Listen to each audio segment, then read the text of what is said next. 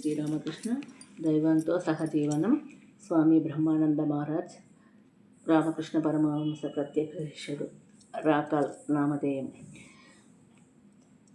ఒకరోజు తనకు చాలా ఆకలిగా ఉన్నదని రాకాలు గురుదేవులతో తెలిపాడు.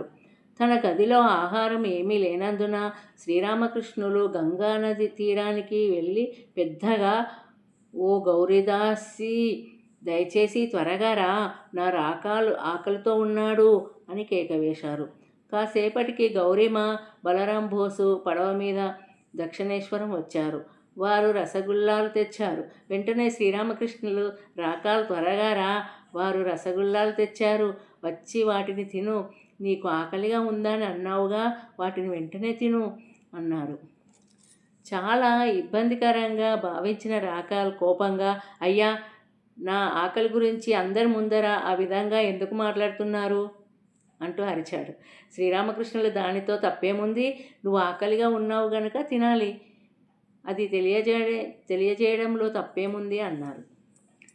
జై శ్రీరామకృష్ణ.